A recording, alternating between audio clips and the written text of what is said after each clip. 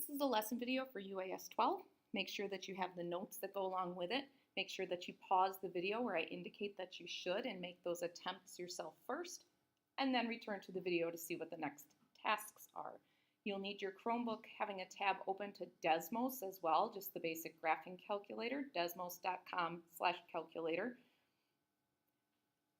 The goal in this unit is to be able to identify transformations, and the 4 transformations that we've looked at can also be found in functions, meaning in equations, including rotations, but rotations are usually done in functions as a composition of 2 reflections. So our goal in this is to be able to graph functions by identifying where in the function's equation it indicates that we should translate, reflect, or perform a dilation of the basic shape of the function. So when we look and we see something like the functions that you graphed last year in algebra, the absolute value, so g of x, the absolute value of x, and the absolute value of x you graphed a lot in algebra last year.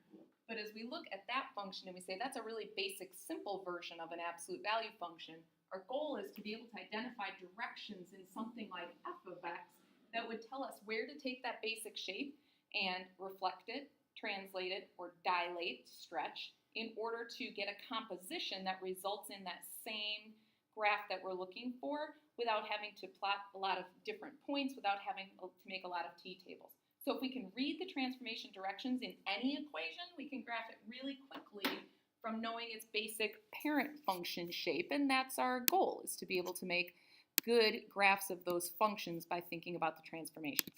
To do that, we need to be able to graph the parent functions, and the 3 that we will work with primarily, although this works with all sorts of parent functions, is squareds, absolute value, and square root, because they're the 3 that you worked with primarily in algebra last year that you performed some of the operations on. So I want you to pause the video and do your best to make an attempt at graphing these without technology. Please don't use Desmos, from what you know, or t-table for the parent function if you need to, and then come back to the video. If you're back, I'm going to presume it's because you wanted to look at the parent functions and make sure that yours were in good shape. And if you need to, take this a little more slowly and make the t-table, do those things that you may need to do as a good student in order to get back skills you had in the past. So x squared is a parabola. It definitely includes 0, 0, 1, 1, 2, 4, and it's got symmetry, so it also includes -1 and -2, 4. And then it's a smooth U shape there coming through, getting wider and continuing beyond just those 5 points. So when we see parent function for x squared or any variation of the x squared function, we need to see at least 5 identifiable points, including its vertex, that place where it's changing direction. Absolute value of x, the basic parent function, has 0, 0 again as its vertex, and then has a slope of 1 on the right-hand side, and it has a slope of -1 on the left-hand side because of the ordered pairs it produces when I put basic values in. Again, 5 points minimum on that, including the vertex being one of them. Square root of x then has a limited domain. Negative values are not included in there. It includes 0, 0, 1, 1, 4, 2, and that would be the minimum. 9, 3 would be great as well for shape, so that when you're asked to graph a function, you're graphing its entire shape and features, meaning a vertex or meaning a beginning point. These are the basic parent functions you need to be able to make rather quickly and have those points established so that we can perform transformations on them and see where they go.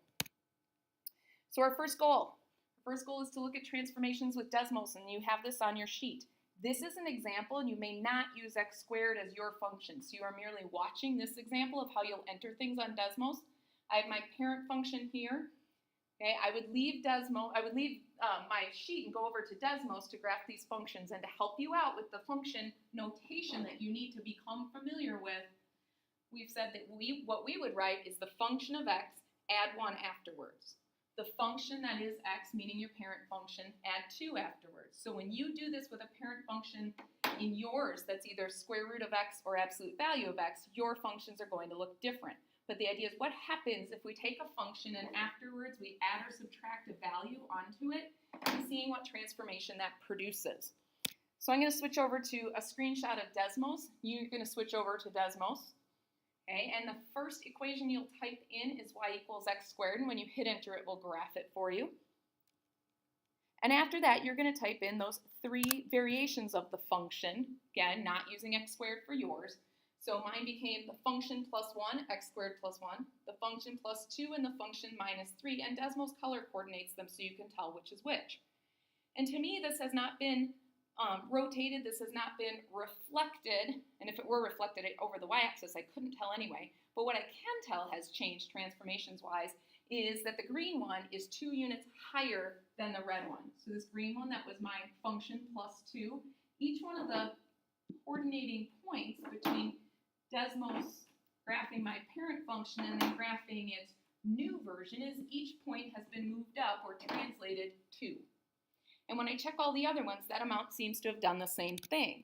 So when I come back to this, I would say that from what I've done, if I take a function and add or subtract a k to the graph of my function, it appears to represent a graph of my function after a translation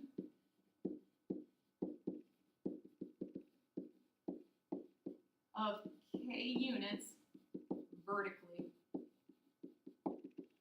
So that if k is a positive number, that I'm adding 3 on the end, that it's going up 3. If I'm subtracting 3 at the end, then I'm doing that, so either plus or minus k units vertically, but in the same direction. And you could even leave yourself a note that this basically translated my entire function up to, something that helps you recognize the transformation. Every single point on f of x got moved up 2 units. Your goal on the next 4 activities is to explore with Desmos. And please read the directions. On this first one where you're exploring that translation, I want you to choose either absolute value of x or square root of x. Tell us what functions you entered then next to this and make your conjecture based on what you see. And this should be very similar to what we saw together, but again, we wanted to give you a good sample one. Be sure to delete all the equations on Desmos before you start your next exploration. Then exploration 2.